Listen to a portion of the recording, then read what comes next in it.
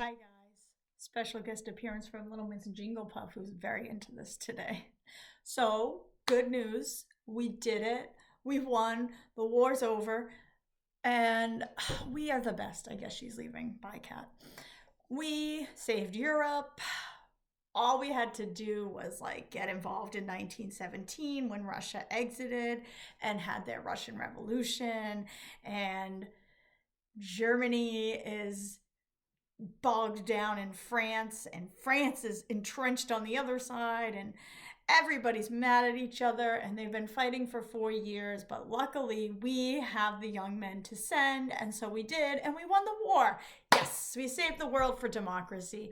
And nobody is more thrilled than this than President Wilson, who feels that this is his best attempt or best time to introduce to the world his greatest idea, which is to create this team of nations, if you will, who are going to work together to make sure that we never go to war again. Now, of course, we remember that was the whole point of the war, right? Was to end war forever.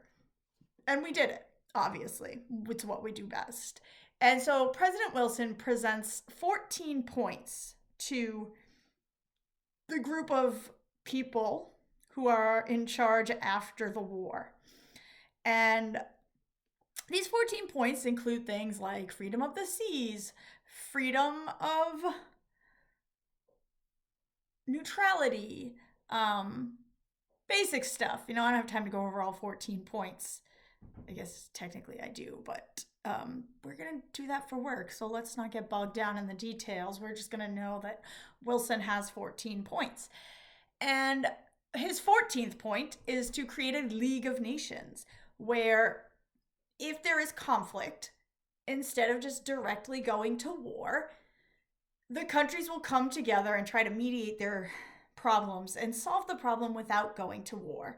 And if you're thinking that sounds like a good idea and it actually sounds like something we have right now, you would be correct. It is a good idea. And it does sound like something we have right now called the United Nations. But President Wilson came up with it first. And it is presented, and other countries do sign off on it.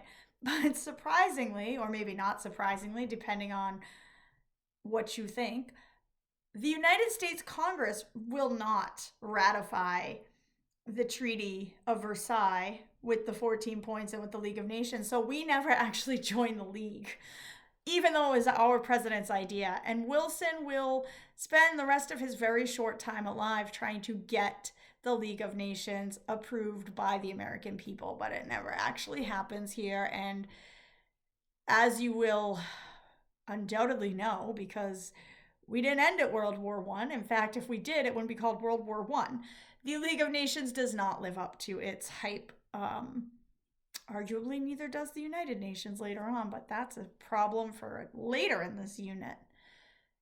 We should also talk about the Treaty of Versailles real quick, because that is one of the things that leads us to World War II later on.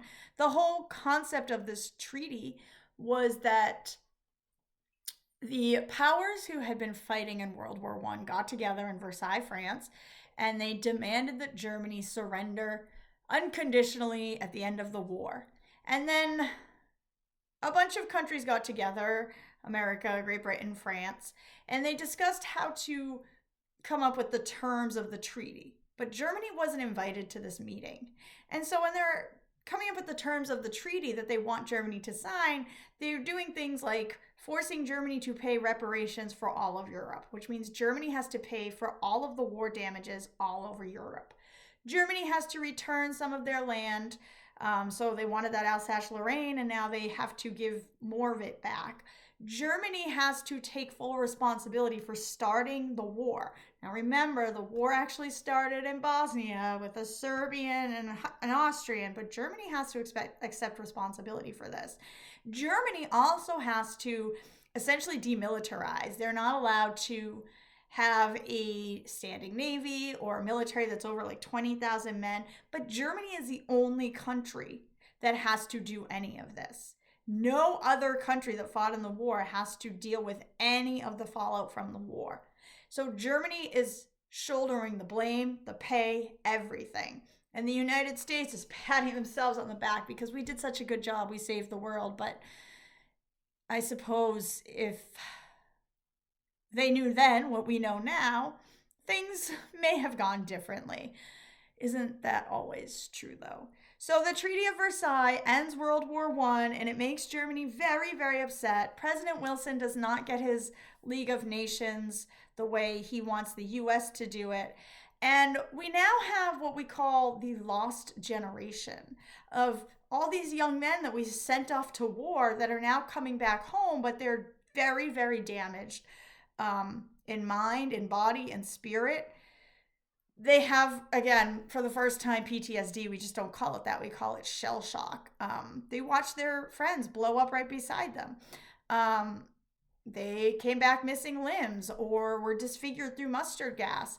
And the lost generation is going to lead us to our expatriate generation of like F. Scott Fitzgerald and Ernest Hemingway and the writers who are going to kind of delude the Americans into like the jazz age, and then we'll get into the jazz age. That's where we're going here. But so we really just want to cover real quickly like post-war America. What does it look like? Well, women have gotten the right to vote, so that's a good thing, right? We went over that, a progressive reform. We've been pushing for that. In 1919 we finally get it, so good for us. It only took us 19 plus years. We're going to see a great migration of African Americans from the South who move up north, and this starts during the war and it will continue afterwards. But we're also going to see the KKK come back again. We are going to see those labor rights that we fought really hard for start to erode. The summer after the war, we're going to see massive race riots. The Red Summer of 1919. We now have a new common enemy of the Bolsheviks from Russia because the communists have taken over in Russia. We are going to enact prohibition. We're going to decide that you can't teach evolution in schools.